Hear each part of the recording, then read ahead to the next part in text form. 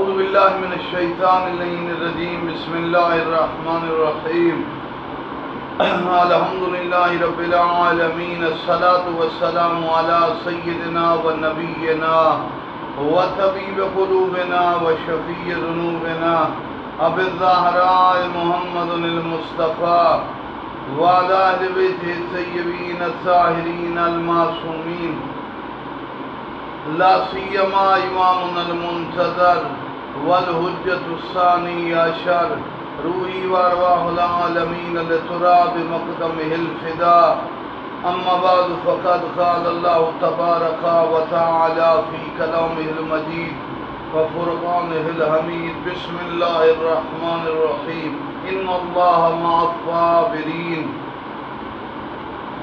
آج کی ہماری گفتگو عظیم اور جلیل القدر صحابی جناب ابو ذر غفاری کے بارے میں ہے۔ عزیزو، صبر کی عظیم مثال، استقامت اور امر بالمعروف و نہی عن المنکر کا عظیم نمونہ جناب ابو ذر۔ آج ہم نسبتاً چھوٹے بچوں کو اور عام لوگوں کو دیکھتے ہوئے گفتگو کو آسان اور کم گہرائی میں لے کے جا کے کریں گے، تاکہ چونکہ بقیت اللہ ٹی وی کے حوالے سے کافی گہری اور مشکل اور ایسی گفتگو جو نالج کے حوالے سے پہلے کم ہوتی کیا، لیکن آج اس حوالے سے آسان گفتگو کریں گے بقیت اللہ ٹی وی پر، تاکہ بچوں کے لیے اور عام لوگوں کے لیے بھی بات پہنچ جائے۔ جناب ابو ذر غفاری صرف حق کو پہچانتے تھے اور حق کی بات کرتے تھے، باطل جس طرف بھی ہو، جیسا بھی ہو، جس طرح کا بھی ہو، باطل کو برداشت نہیں کرتے۔ جو بھی باطل سامنے آ گیا، جس لباس میں، جس شکل میں، جس شخصیت میں، اگر غلط بات ہے تو ابو ذر کا کام ہے کہ وہاں پر بیان ضرور کرنا، چاہے اس کے بعد جتنے بھی مسائل بنے صبر کرنا ہے، دین پر آنچ یا دین کے قوانین اور شریعت کے خلاف بات نہیں سننی۔ یہ ابو ذر کی زندگی کا شعار تھا۔ جناب حضرت ابو ذر غفاری وہ عظیم ہستی تھے کہ جنہوں نے نبی اور علی کے ساتھ ایسی وفا کی جس کی مثال نہیں ہوتی۔ حضرت کے بیٹے کا نام ذر تھا، جس وجہ سے ابو ذر مشہور ہوئے۔ قبیلہ بنی غفار سے ان کا تعلق تھا۔ ان کا نام جندب ابن جنادہ بابکر۔ مکہ میں آئے، خوش قسمتی ہے کہ باب مدینۃ العلم کے شہر تک پہنچے باب علی کے ذریعے سے۔ یہ وہ صحابی ہیں، کئی ایسے صحابی اور مومنین ہیں جن کو نبی ملے، لیکن ابو ذر وہ صحابی ہیں جو نبی سے پہلے نبی کے در کو ملے۔ ہدایت کے سمندر میں پہلے ہدایت کے در سے داخل ہوئے، پہلے مولا علی سے ملاقات ہوئی، پھر مولا علی نبی کے پاس لائے۔ جناب ابو ذر غفاری تاریخ صحابہ اور تاریخ پوری اسلام کی تاریخ میں واحد شخصیت ہے کہ جن کی صداقت پر مصطفیٰ صلی اللہ علیہ وآلہ وسلم نے مہر تصدیق ثبت کی۔ فقط صادق اور سچا نہیں کہا، المان کیا کہا؟ آسمان کے چھت کے نیچے اور زمین کے فرش کے اوپر تشیع و تسنن دونوں کی بڑی مستند کتب میں موجود ہے، شیعہ کی بھی اور اہل سنت کی، صحیح بخاری، مسلم، ابو داؤد، ابن ماجہ، ان تمام، مسند احمد ابن حنبل، مشکات المصابیح، ان تمام میں موجود ہے کہ جناب ابو ذر کی صداقت کے حوالے سے جو نبی نے تعریف کی، کسی صحابی کے بارے میں یہ جملہ قطعاً نہیں، بلکہ میں کہتا ہوں ایسا آدھا جملہ بھی نہیں ملتا جو ابو ذر کے بارے میں۔ جناب ابو ذر غفاری باطل کے خلاف جنگ نہ بھی ہو تو ایک ننگی تلوار ہے۔ جنگوں میں باطل سے لڑنا اور بات ہے، جہاں فسق و فجور، برائی، لوٹ مار اور غریبوں کو روندا جا رہا ہو، وہاں بغیر تلوار کے زبان سے جہاد کرنے والے کو ابو ذر غفاری کہتے ہیں۔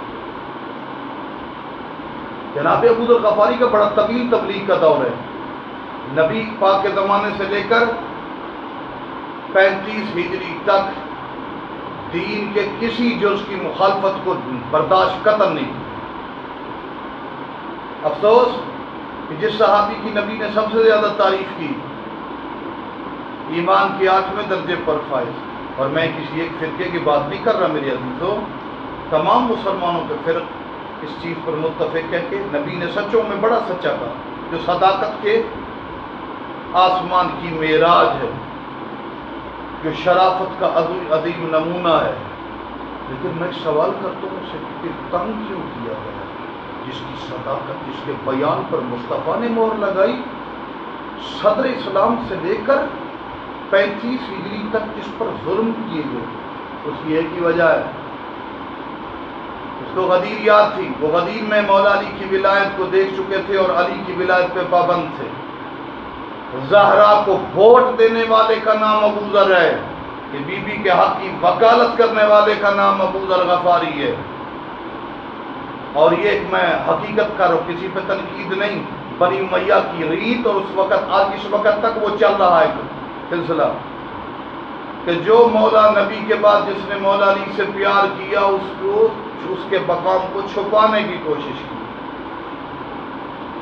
جناب ابو ذر غفاری جن کے متعلق روایات سب سے زیادہ ہیں، ان کا تذکرہ کم ہے، اور اس قسم کی روایت کو، اس طرح کی روایت کا آدھا مفہوم بھی کسی اور صحابی کے پاس نہیں ہے، آسمان کی چھت کے نیچے زمین کی مضبوط شبہ۔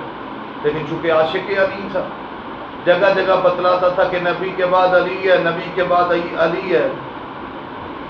اگر ممبروں پر اجازت نہیں تھی یا درباروں پر، سونے اور چاندی والے دربار تھے، ان میں اگر اجازت نہیں تھی تو لوگوں کو اکٹھا کر کے کعبے کے قریب کھڑے ہو کر اعلان کر دینا، ایھا الناس میں جندب ابن جنادہ، میں جندب ہوں لوگوں، میں جندب ہوں جنادہ کا بیٹا۔ قال نبی صلی اللہ علیہ وآلہ وسلم، میں نے نبی سے سنا تھا، نبی نے کہا علی خیر البشر من ابا فقد کفر۔ نبی نے فرمایا علی بشریت میں افضل ترین ہستی پہ فائد، علی کا کوئی مقابلہ نہیں انسان۔ جس نے علی کا انکار کیا وہ کافر ہے۔ ابو ذر کا بھی یہی قصور تھا جس کی وجہ سے ابو ذر پہ وہ بتاتا تھا علی ایمان ہے، جس نے علی میں شک کیا وہ کافر۔ من شک فی علی فہو کافر، روایات میں تو علی میں شک کرنے والا علی کا منکر اور ہے، علی کا دشمن اور ہے، علی کا مبغض اور ہے، کافر مشرک اور ہے۔ جس نے ایک رائے کے برابر بھی علی کے مقام میں شک کیا وہ اسلام سے اس کا دور سے بھی تعلق ہے۔ یاد رکھو، جو مرشد مولا علی کا دشمن ہے وہ کافر ہے۔ ناسبی کسے کہتے ہیں؟ ناسبی کی تعریف یہ کی گئی ہے کہ جو مولا علی کے ماننے والوں سے نفرت کریں اس وجہ سے کہ وہ علی کو اول اور بلند مانتے ہیں۔ علی کا منکر کافر ہے۔ ناسبی اور خارجی وہ ہیں جو علی کے ماننے والوں کے دشمن ہوں کہ یہ علی کو کیوں مانتے ہیں، جن کو علی کی محبت کا بیان بھی اچھا نہ لگے وہ ناسبی ہوتا ہے۔ اور آج کل بھی بڑے بڑے جلالی ملعون قسم کے ناسبی اٹھے ہوئے ہیں، تو یہ جناب سیدہ اور پاک خاندان کی خطاب کی طرف منسوب کرتے ہیں، حالانکہ ان کے اپنے خمیر اور ان کے خون میں خطا شامل ہے۔ یہ صاف خون والے نہیں ہیں، یہ پاکیزہ لوگ نہیں ہیں، گندگی ہے۔ وہ رجس ہے جو آل محمد سے دور ہے، جو رجس آل محمد پہ زبان بکواس کرتا ہے تو رجس لعنت اس کے اوپر آتی ہے، آل محمد کی طرف کچھ نہیں جاتا۔ ابو ذر غفاری جہاد کی عظیم علامت، میں نے عرض کیا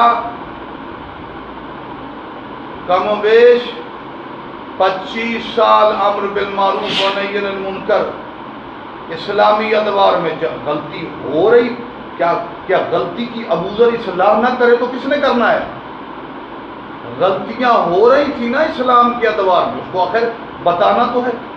اچھا حق تو بنتا ہے کہ ابو ذر کا شکریہ ادا کیا جائے، کیونکہ فرمان ہے تمہارا سب سے بڑا دوست ہے جو تمہاری غلطی ہے تجھے پتہ ہے۔ ابو ذر بتاتے مال نہ کھاؤ، غلط کام نہ کرو، بڑے بڑے محل نہ بناؤ، پیسے نہ بناؤ، بڑے بڑے جبے نہ پہنو، غریبوں کا خیال کرو.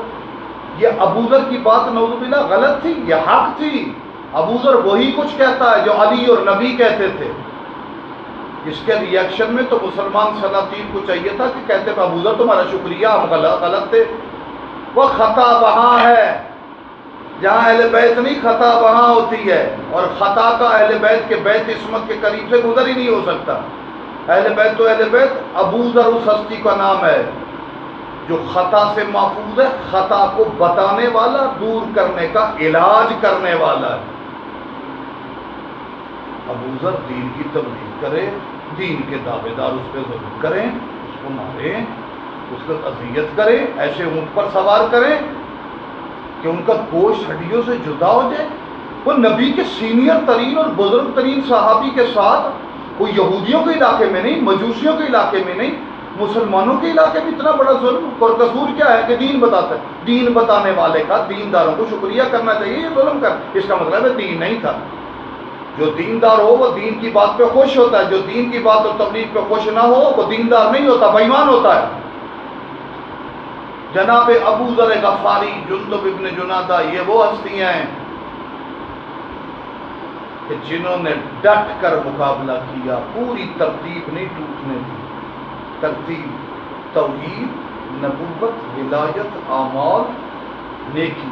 اس طرح نماز پڑھی جیسے نبی علی اور نبی پڑھتے تھے، اس طرح روزہ رکھا جس طرح علی اور نبی، اس طرح امر بالمعروف جس طرح نبی اور علی کرتے تھے. پرواہ نہیں کی شام ہے، لبنان ہے، مدینہ ہے، جو جگہ ہے، پرواہ نہیں ہے. کیوں پرواہ کرے؟ جس کی صداقت پر مصطفیٰ مہر لگائے، کیا وہ سچ بولنے سے رک سکتا ہے؟ اوریجنل اور اصلی صادق جناب ابوذر غفاری. آخر میں بات شرمناک صورتحال بنی